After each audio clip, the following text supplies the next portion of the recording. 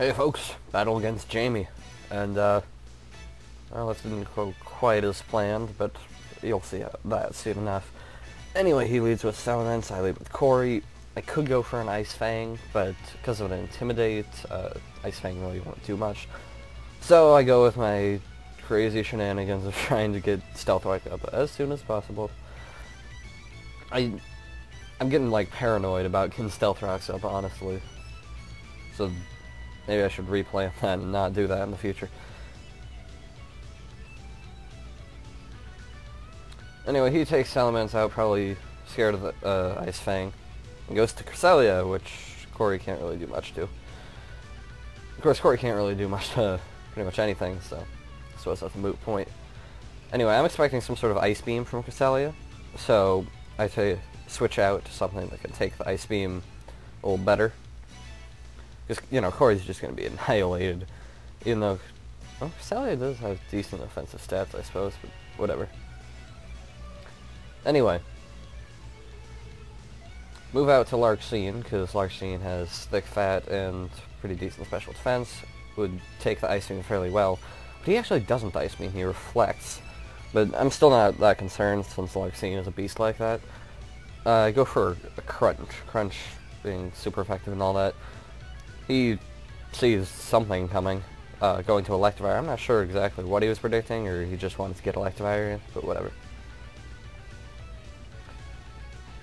And the Crunch, not quite enough to do a decent amount to Electivire, probably because of Reflect.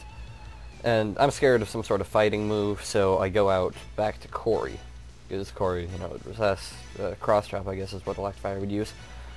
But he actually predicts me doing that, and beats Corey with an Ice Punch.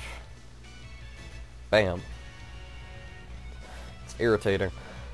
But it was good prediction on his part, and I have to commend him for that. But now that Corey is pretty much kind of only Death Fodder useful here, since Electivire would outspeed it before Corey could get an Earthquake in, Corey won't be staying in. So I switch Corey out into Zar, since Zar, being Steel, would resist the Ice Punch fairly well, and still fairly decent defensively, so even Cross Chop, I think Zar would be able to live one anyway.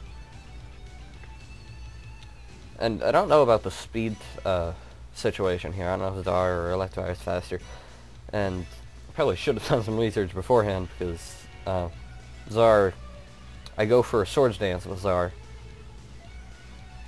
and yeah, Electivire is faster. So yeah, Zar uses Swords Dance, and I got lucky that the Cross Chop missed. That means I can get at least one X-Scissor in, hopefully, if Zar can survive a Cross Chop. So I go for the X-Scissor. He misses Cross Chop again. That's insane luck for me, but doesn't help me in the long run. So I've got a Swords Dance X-Scissor going on, and it takes out Electivire. And that's awesome for me, but unfortunately for me, it won't really do much against those next Pokemon. Rather, it might, but I'm too scared to keep it in and try. Salamence comes back in. I'm scared of some sort of fire move, Fire Blast, Flamethrower, Fire Fang. I don't know, but Zar would be owned by it, and Intimidate also cuts the attacks to +1, so don't want Zar in there anymore. Since I'm expecting the fire move, I switch out over to Nina, since Nina has Flash Fire. So I'm expecting to get a fire boost and not take any damage, and that would be awesome. But unfortunately, he sees that coming or something, and Dragon Dances. And here's where everything goes downhill. I try to go for a Flamethrower, because I'm expecting Nina to live one Earthquake. It's only +1 attack, and Nina's bulky. But such is not the case. Earthquake criticals. I haven't done any calcs. I don't know if Nina would have lived it if it hadn't criticaled, but didn't go my way. Nina dies. Absolute fun-loving. I should have gone for the extreme speed, honestly. I shouldn't have taken that risk. Anyway, I'm hoping to bring in Aster as some sort of revenge kill, I guess. Hoping Aster would outspeed Salamencia. But looking back with the Dragon Dance, not likely. So I go for an Ice Beam, but Salamencia is too fast for me, and he uses Outrage.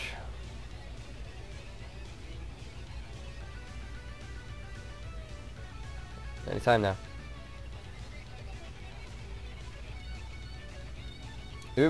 I wonder why it took him so long to think of that. It's just an Outrage, come on. But yeah, anyway, he starts out with his outraging powers. Outspeeds Astra, annihilates her, wonderful. So yeah, that's two Pokemon that have so far been completely useless. So I bring in Zar, hopefully to resist some sort of outrage. See if I can Swords Dance up, and it'll do less than 50%. I can possibly eliminate this guy with an X-Scissor. And I probably should have just gone straight for the X-Scissor, because, well, there you go. That's more than 50%. Not to mention he's Life Orb, so he might have killed himself even if I didn't quite make it. So now Zar, that plan goes failed. So I bring in someone else's death fodder because I want to end Salamencia's outraging thing to keep him confused. So I'm bringing in Corey, because that's really all Corey's going to be good for at this point, unfortunately. Finishes Corey off with outrage. Oh boy. Damn Salamencia. Anyway, now he's confused. Thank God. So that means I can bring in Azael safely, although in retrospect I actually could have done that safely before because it's Scarfed, and probably could have outsped it and killed it with Psychic a lot earlier, and I'd be able to keep a couple of my other members. So really, that was bad thinking on my part. But I do think of it now, and go for Choice Scarf Psychic. Outspeed it, KO it. What I should have done several turns ago. And that's not where the bad playing stops, my good sir. Nope, I made one more stupid move. Pretty much, I think right here. So yeah, Gallade. I don't know what the hell I was thinking doing this. I switch Azael out to Zar, and I have no idea why. Like, Gallade, it has close combat. Why did I bring Zar in there? I should have just gone for a Sky Kick and tried to kill it in 2 moves. And it would have worked, too, because he Swords Dance up. And now I'm pretty much effed. And of course, Gallade's going to outspeed Zar, so that won't help me at all. Zar's basically just going to die. Why did I bring him in? I really... Bad move on my part. Although, as a plus, the close combat does drop Gallade's defenses, meaning Azael will be able to come in with a Psychic and do more damage, but it would have worked a lot better if I had just kept Azael in. Really bad playing on my part. Anyway, bring Azael back in. As you can probably guess, go for Psychic again. Once he decides what to do. And wonderful, fantabulous luck on my part. Sarcasm. Psychic. Just short of KOing. And close combat. Takes out Azael since it's Swords Dance. Azael is pretty damn fragile anyway. But Gallade is Life Orbed, so it turns out to be a double KO.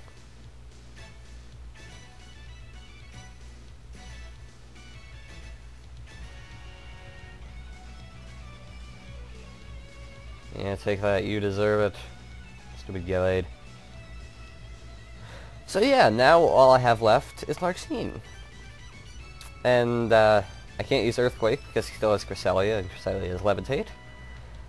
And he brings in Lucario, so you can basically see exactly where this is going to go. Lucario, close combat, Larxene gets screwed over. Basically, yeah. Good game, Jamie. Good game. Good job kicking my ass. And Pokemon of the match was Salamencia. Stupid Salamencia. I hate having to give it to the other member, the other opponent, but yeah, that Salamencia kind of was the player of the match. Anyway, see you guys next time.